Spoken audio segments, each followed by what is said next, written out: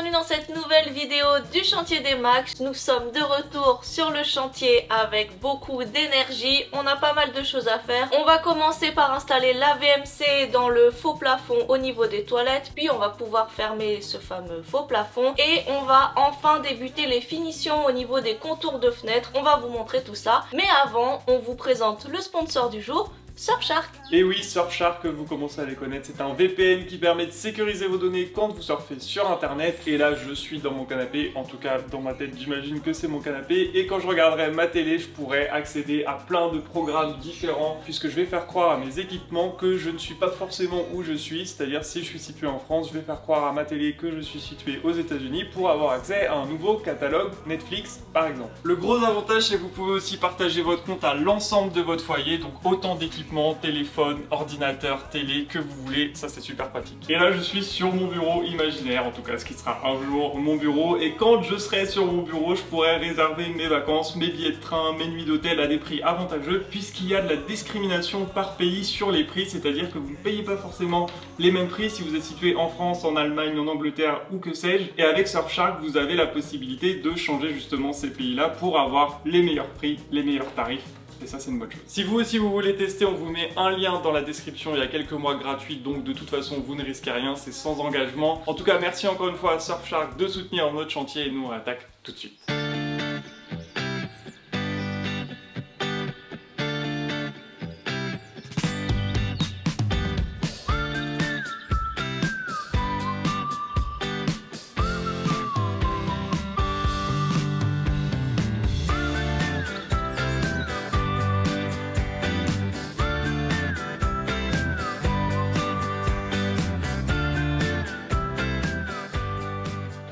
Juste avant de poser la VMC au-dessus des toilettes, on va s'occuper du contour des fenêtres puisqu'il va falloir qu'on mette un petit peu de mastic qui doit sécher. Une fois que le mastic aura bien séché, on pourra s'occuper justement de remettre des bandes de fermacelle tout autour pour faire un caisson autour de la fenêtre, faire une finition super propre. Après il n'y aura plus qu'à mettre des bandes sur tous les contours pour faire vraiment un truc nickel. Mais donc avant, il faut que j'enlève le surplus de colle expansive qu'on avait mis pour boucher tous les petits interstices entre la fenêtre et l'ossature bois. Comme ça, on est sûr qu'il n'y a rien qui passe. C'est pas super simple à enlever. Et une fois qu'on a un truc bien propre, après on vient mettre le mastic sur le dessus pour vraiment faire une étanchéité parfaite autour de la fenêtre après la plaque de fermacelle. Et on remettra un petit cordon cette fois d'acrylique. Et comme ça, on aura un truc nickel gros.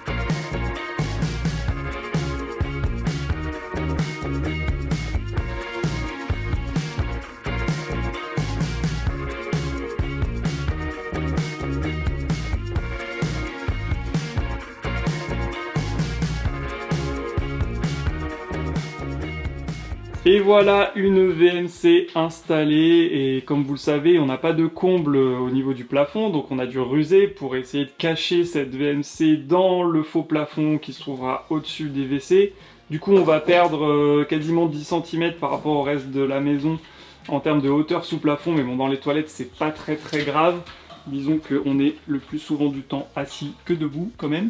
Donc bref, là on va avoir notre VMC. On a donc ici l'arrivée de la cuisine, ici on a l'arrivée de la salle de bain, et là du coup l'arrivée des toilettes. On aura une bouche d'extraction au bout là dans le faux plafond, et là on a notre sortie en 160. On vous montrera dans une prochaine vidéo comment on fait sortir tout ça de la maison. Mais en tout cas c'est cool, ça commence à prendre forme. On l'a même branché pour faire les essais et ça marche super bien. On a regardé à chaque bouche d'extraction justement si ça aspirait bien, et pas de problème visiblement. Nos gaines ne sont pas percées dans notre faux plafond, et ça c'est plutôt cool. Maintenant on va passer à une étape tout aussi intéressante et une première pour nous. On va faire un faux plafond autoportant, à la différence des plafonds qu'on a fait jusqu'à présent qui étaient posés sur des plots, les plots Sixbox, vous vous souvenez. Là en fait on va mettre 2 lisses de chaque côté, c'est pour ça que j'ai mis le laser. Et entre deux, on va mettre des rails d'ossature métallique doublés, et après on va venir installer tout simplement notre plaque de Fermacell au plafond. Et juste avant, il faudra aussi prévoir une petite trappe d'accès pour accéder au moteur de la VMC si jamais il y a un petit problème, nettoyer tout ça de temps en temps. Voilà, on va attaquer tout de suite. Maxine est déjà en train de couper les rails. C'est très difficile de travailler sans faire de bruit. Bah surtout toi. Travailler sans faire de bruit, c'est pas naturel. Tu travailles efficacement, toi tu travailles très lentement. Et tu travailles efficacement dans le bruit. Oui, mais c'est ça l'efficacité.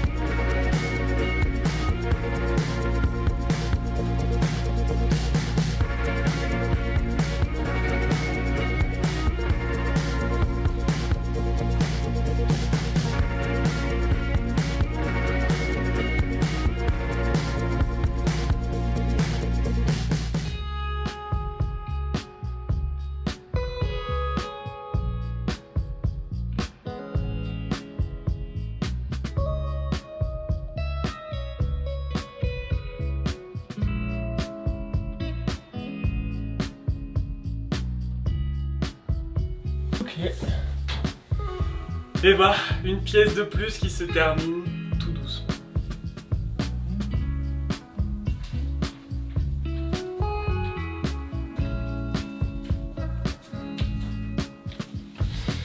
Ok, alors, le cutter. Il est où le cutter? Pousse-toi. Et voilà donc la partie qui nous travaillait un petit peu depuis quelques temps, parce qu'on allait se demander comment on allait installer cette VMC avec notre faux plafond, est-ce que ce serait pas trop bas et tout. Alors effectivement ça baisse un petit peu le plafond, mais franchement ça va, je passe dessous très largement, je peux le toucher, mais je peux toucher quasiment tous les plafonds de cette partie, donc c'est pas un problème. On va encore perdre 2 cm parce qu'une fois qu'on aura posé le carrelage au sol, ça va encore un petit peu plus réduire l'espace, mais franchement je pense pas que ce serait un problème parce que ça reste des toilettes déjà, c'est pas un espace de convivialité a priori. Et puis au contraire quand c'est un petit peu cocooning, un petit peu petit, c'est pas trop problématique de mon point de vue. Voilà où on en est pour le moment. Je voulais juste vous montrer avant de finir cette journée comment fonctionne cette petite trappe. Donc c'est très simple, en fait il faut passer une petite lame de cutter au niveau du petit mécanisme qu'il y a là. Là. Ah voilà. Hop. Donc ça s'ouvre comme ça. On a des petits ressorts qui retiennent la trappe pour pas que ça nous tombe sur la tête. Et voilà. Franchement, c'est super. Et on a donc accès à toute la VMC. On peut démonter ça, on peut démonter s'il y a besoin le moteur, aller nettoyer dedans. On peut vérifier que les gaines sont toujours bien accrochées et tout. Donc franchement, on est trop content de nous. On avait un petit peu peur que ça se passe pas bien. Et bah franchement c'est top, donc pas de problème. Ah oui, et un autre point, on a eu aussi pas mal de questions sur Instagram sur nos gaines. Beaucoup de personnes qui nous disent il faut pas mettre ce genre de gaines, il faut mettre des gaines isolées, votre travail il est pas bon, nanana. On a l'habitude des gens qui nous disent qu'on fait n'importe quoi.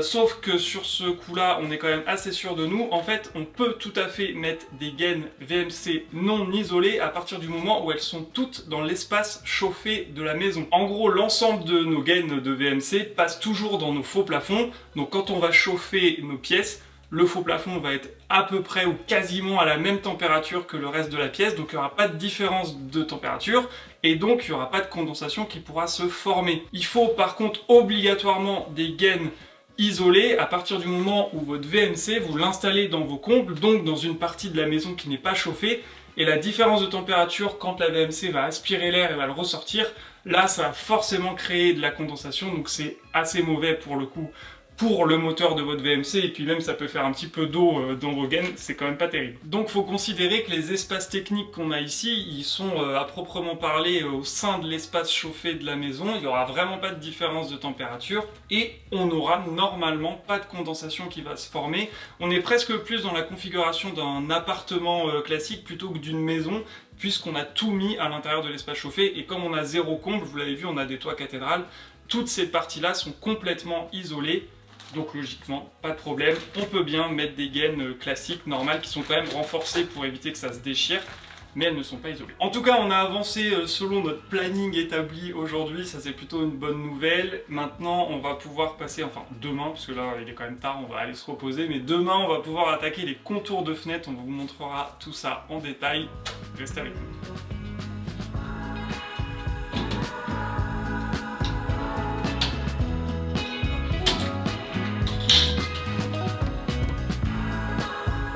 On va refaire maintenant.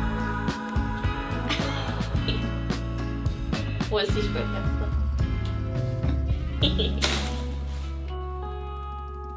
On est de retour pour s'occuper comme convenu du contour des fenêtres. Ça fait tellement longtemps que j'ai envie de m'occuper de cette partie-là parce que c'est vrai que ça fait pas tout à fait fini encore. Donc ça va être très simple. Si tu te rapproches un petit peu, on va pouvoir poser toutes les chutes de fermacelle qui nous restent sur les contours. Alors par exemple pour celle-ci où on a un rebord en bas, alors il faudra évidemment que ce soit de la bonne largeur. C'est juste pour vous montrer. Donc là c'est très simple, ça va être juste posé comme ça. On va venir se fixer d'un côté dans le montant en bois et de l'autre côté dans ce qui nous reste d'ossature métallique.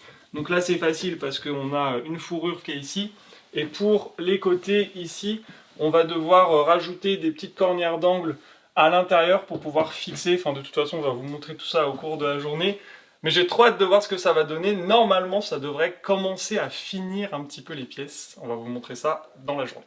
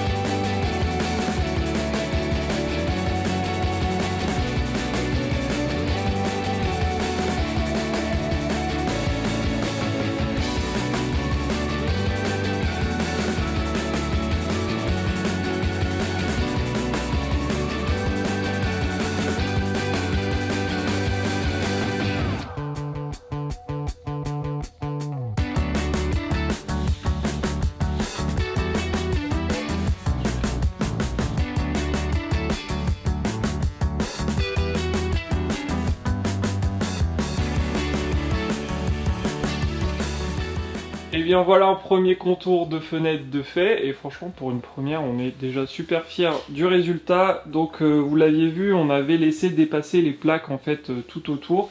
Comme ça, une fois qu'on a pu mettre les plaques intérieures, il a juste fallu couper directement à ras pour faire la finition la plus propre possible. Parfois on a pu le faire au cutter quand la plaque était assez longue, enfin quand il restait un morceau suffisamment long. Sinon il a fallu le faire avec la scie circulaire. Ça fait un peu de poussière, mais ça fait aussi une finition vraiment propre. Puis après, une fois qu'on fera les enduits colle, et pour le coup là il y aura des bandes tout autour des contours de fenêtre, ça sera normalement vraiment nickel. Et on a bien veillé, surtout, je sais pas si ça se voit trop, à laisser un petit joint, là il doit y avoir 3-4 mm ici, peut-être même un peu plus, entre le contour en alu de la fenêtre et la plaque de fermacelle, puisque l'alu peut se dilater un petit peu. Donc une fois qu'on aura fait enduit et peinture, on reviendra mettre un petit cordon d'acrylique ici pour faire vraiment une finition parfaite. Ceci étant dit, sur cette partie-là, en fait, on va avoir des meubles là, de chaque côté de la fenêtre, et ici, on va avoir un meuble bas qui va servir aussi de banquette.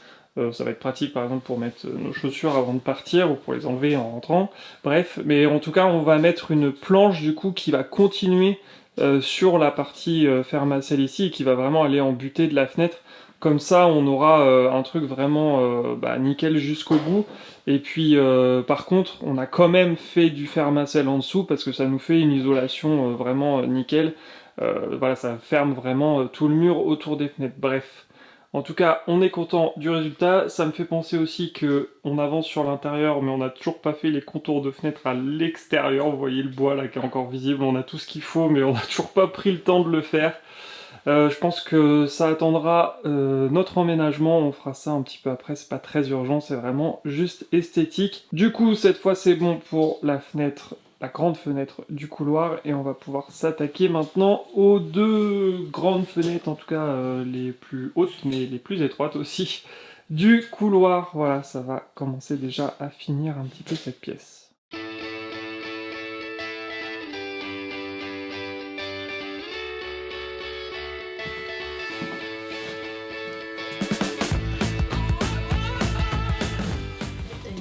Une punaise qui loge sur ton micro. Ça enlève. L'autre. Ça dégoûte les punaises. Hi.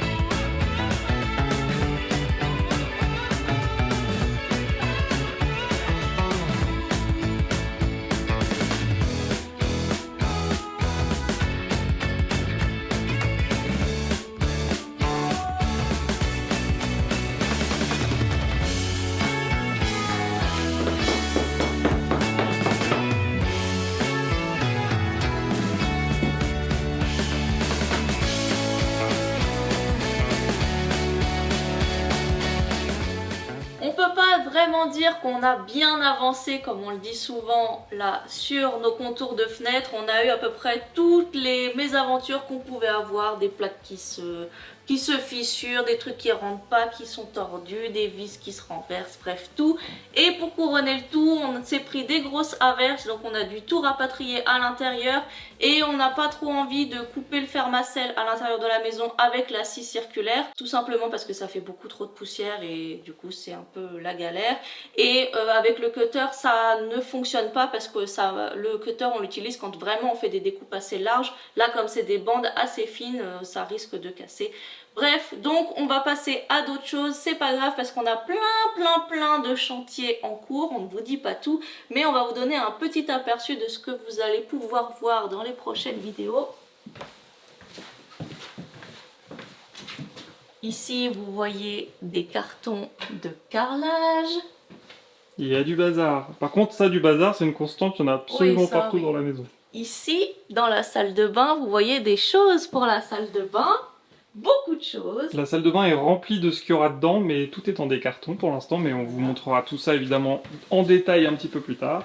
Et ce qui va faire l'objet de les quelques heures qui nous restent de la journée et surtout dans la vidéo prochaine, un beau bâti support pour des toilettes suspendues. On a vraiment très hâte de s'attaquer à ça. Donc voilà, on ne chôme pas non plus, on fait plein de choses, on réfléchit, on a des illuminations parfois, mais voilà, on a pas mal de choses à faire, on va s'y mettre tout de suite. Oui, on va pas poser le bâti support aujourd'hui, mais par contre on va faire les préparations dans les toilettes, parce que on a donc un bâti support qu'il va falloir fixer sur le sol et sur notre mur en fermacelle. Quand on a une dalle en béton, c'est pas un problème, on se fixe directement dans la dalle en béton. Ici, on a de l'OSB, et en plus, pas de chance, on tombe entre deux poutres. Vous savez, on a nos poutres en I dans notre plancher, on en a une dans ce sens et une dans ce sens. Et là où on doit fixer le bâti support, on est entre les deux poutres, donc c'est pas très recommandé de fixer directement juste dans nos 22 mm d'épaisseur d'OSB. Donc on va rajouter un petit morceau de bois à cet endroit-là pour être sûr d'avoir une base vraiment très solide pour les toilettes. Ce serait dommage quand même qu'on tombe de nos toilettes une fois assis dessus. Et puis après, on va aussi construire une cloison qu'on arrêtera à la moitié du mur pour pouvoir avoir un petit peu de déco à poser derrière. Et on aura donc, comme je vous disais, je crois dans une précédente vidéo, on aura aussi une tablette pour pouvoir accéder à l'intérieur du bâti support s'il y a besoin de faire des petites réparations, de l'entretien, etc. Donc on va juste préparer aujourd'hui tout ça, et comme ça, demain, on sera prêt pour la suite. Les toilettes.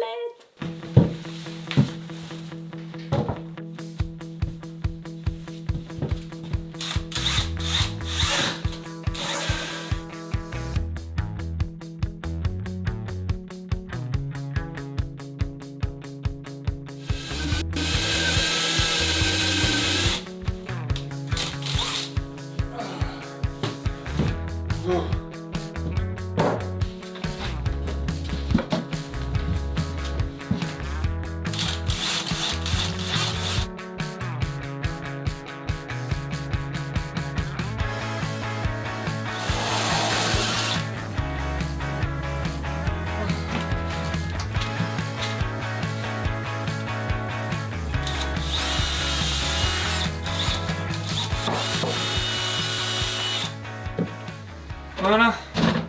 Bon, je sais maintenant où est le trou de l'évacuation de mes toilettes. J'ai fait un trou dans la profondeur du plancher, on a 30 cm d'épaisseur, comme ça je vais pouvoir récupérer le trou en dessous pour faire passer nos tuyaux, mais ça je pense qu'on le fera dans la prochaine vidéo, parce qu'il commence à être un peu tard et qu'on est fatigué. On va juste là aspirer un bon coup, enlever la poussière, et on va pouvoir placer la petite plaque en bois que j'ai découpée. On va la coller aussi, comme ça on est sûr qu'elle adhère hyper bien à cette partie de l'OSB. On va mettre des vis de titan et après on est sûr que ça bougera plus et qu'on tombera pas de nos toilettes. Ça serait quand même mieux.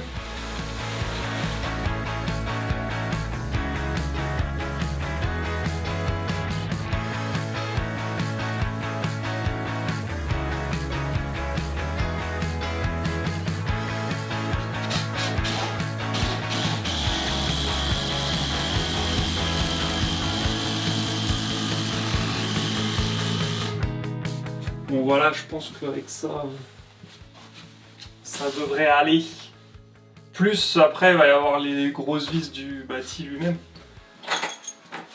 Plus il va être tenu sur le mur. Je pense qu'avant qu'il s'envole. Plus la colle. On aura les toilettes les plus solides de France. Hop.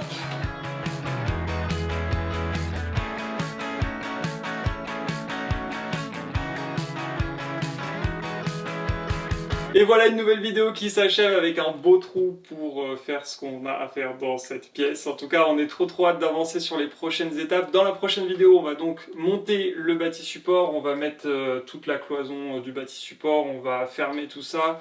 Et normalement, on devrait aussi attaquer très prochainement, dans les prochains jours, le carrelage du sol et des murs des toilettes. On fait ça en priorité parce qu'en fait on a besoin d'utiliser rapidement nos toilettes, enfin c'est pas qu'on en a besoin, ça fait 2 ans et demi qu'on s'en passe, mais on se dit que ça va être la première pièce qui va être presque 100% terminée, en tout cas la première pièce fonctionnelle de la maison, pour des raisons logiques et évidentes, surtout qu'on arrive en hiver et on a de moins en moins envie de sortir de la maison.